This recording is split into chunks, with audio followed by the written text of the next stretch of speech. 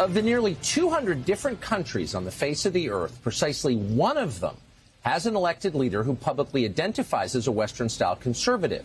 His name is Viktor Orban. He's the prime minister of Hungary. I mean, Hungary is doing things right. They have a leader who is putting the people of that country first. One of my heroes in the world today, in addition to President Trump, is Viktor Orban. Mr. President, you are on with about 5,000 Hungarian patriots, and I think they love you even more than they love Viktor Orban.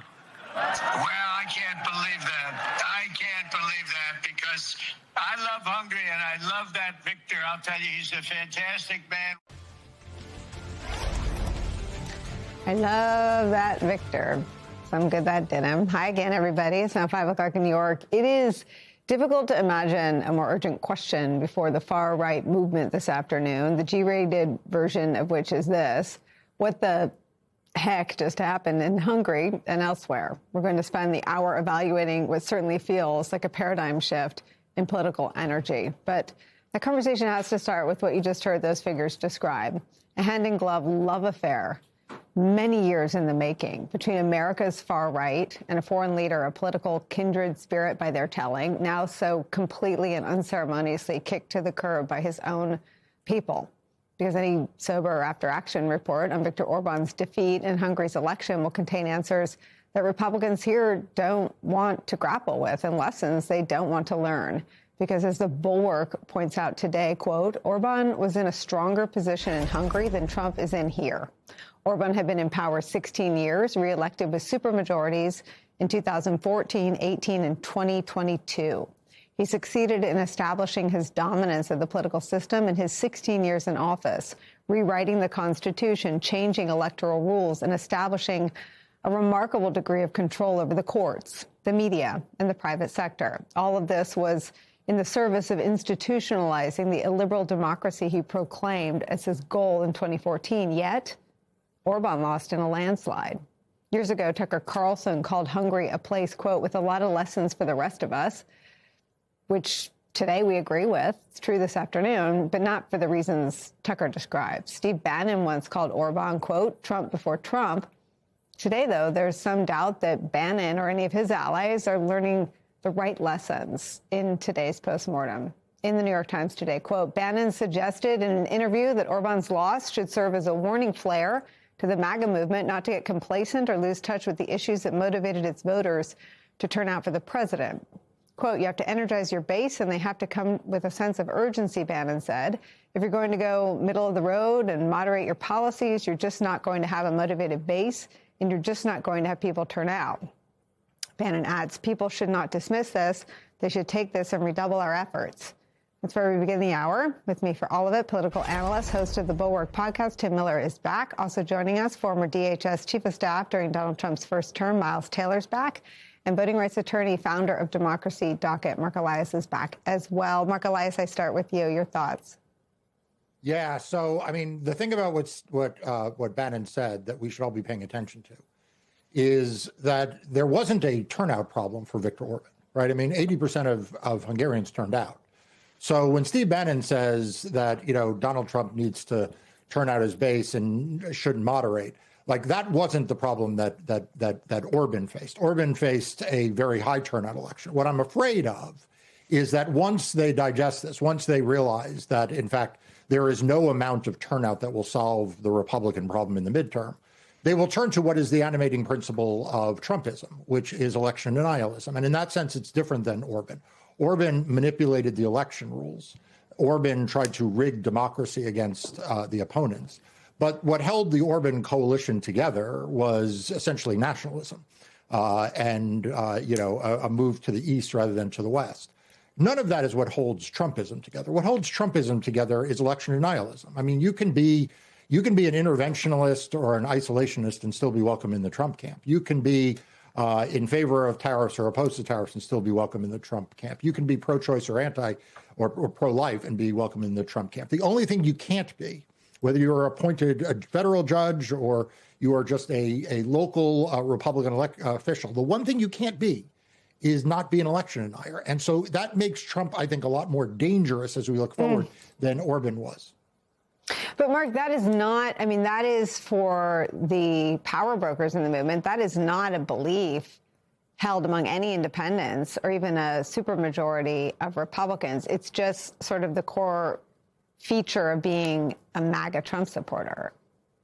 Right, but it also is the core strategy of the movement. I mean, this is the thing. If there's one thing I have been trying to get people to understand, it is that last August, he said that he believes that the states are his agents for counting and tabulating ballots.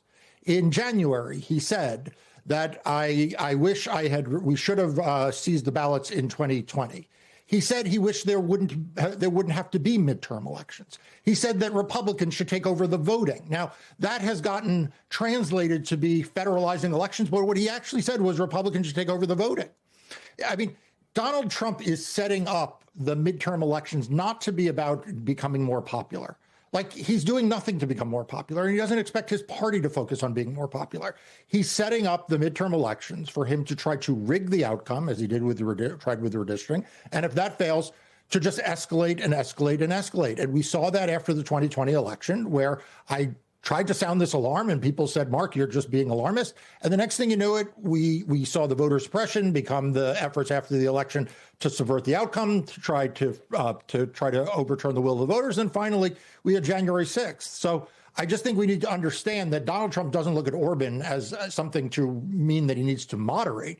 He sees the failure of Orban as a failure of tactics about how you handle elections. So what does that mean? Where are we? I mean, Orban had more years to sort of rig those elections. And I think you're probably right. If Trump is watching this on television, he's saying he didn't rig it well enough. We've still got 5 months to do that here. How much progress on that project has he made? And where can we stymie those efforts? Yeah, so I'm not defeatist. Right? Like, I don't think he's going to get away with it. I mean, my life's work is fighting him in court so that he doesn't get away with it. And I think calling this out is not part of being a doomer. It's actually offering a path forward, which is that we need to be aware that what he's going to do. We need to call it out, and we need to be prepared for it. And if we are, I think we're going to prepare. We're going to succeed. Where is he on that trail? Well, I mean, we've had the seizure of ballots in Fulton County. We've had the efforts to get ballots in Maricopa. We've had a sheriff in California seize 650 ballots. We've got the Department of Justice suing 31 states trying to get access to sensitive voter data. We've got the Republican National Committee waging litigation in courtrooms around the country. I mean, we've got the SAVE Act, which remains on the floor of the Senate. So he's trying. I mean, his latest thing is this executive order to try to ban, essentially, so that he could create a list of who gets to vote and who doesn't. I'm suing him in federal court over that, and we're going to win that. But like, this is going to be playing whack-a-mole on these tactics moving forward. And again, it's not that we're not going to succeed, but boy, I think we're going to see him try a lot harder between now and then. The undeniable defeat, though, to bring Tim and Miles in on this, is on the vibes. I mean, this is the biggest sort of vibes blow that you could imagine for MAGA. CPAC was so braided politically, and we're learning today financially. I mean, the Hungarian taxpayers were funding CPAC, parts of CPAC. Let me read you this from the New Republic. Hungary's new leader reveals Viktor Orban was paying CPAC.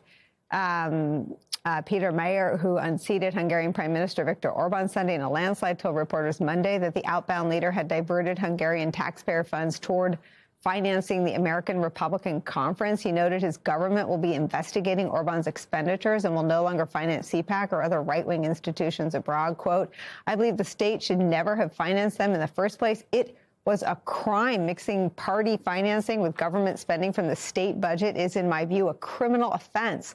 And this will have to be investigated by the future authorities, including the National Office for the Recovery and Protection of Public Assets.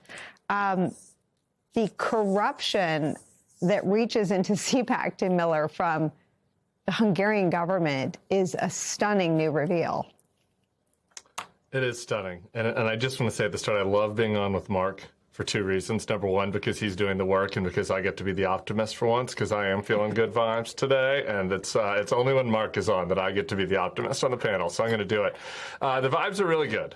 in part because of, it's just an unbelievably impressive victory by Peter Mayer. What he overcame, and a lot of stuff that we are talking about here in America that Trump is doing, like Orban had already done it.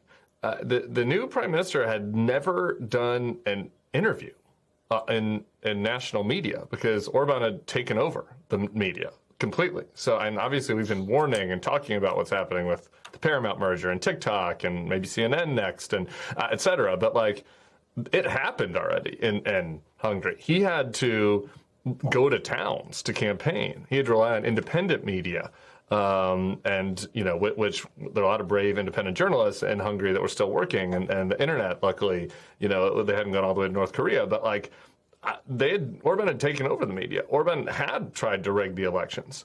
In fact, the manner in which he tried to rig the elections backfired so spectacularly that Major now has even more members in the parliament than he would have under the old system.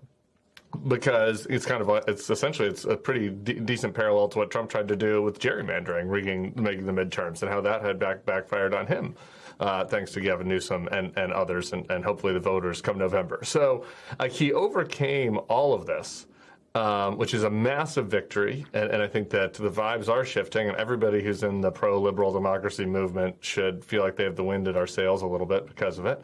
And then I loved that comment that he gave, that speech he gave. He gets in there, and we have a lot of conversations about this. Like, what happens in the future? Let's say we defeat Trumpism, then what?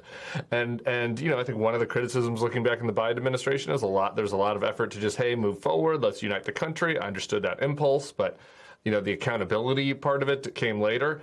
There he was on day one in the press conference saying, no, we need to investigate them.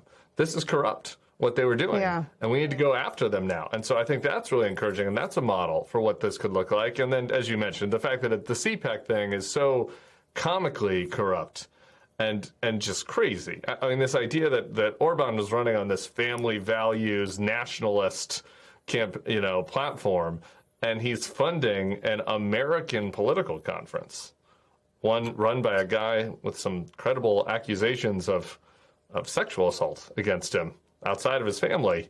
And like, that guy is coming to Hungary and getting a payoff from the Hungarian taxpayer in the name of nationalism and traditional values. And it's comical.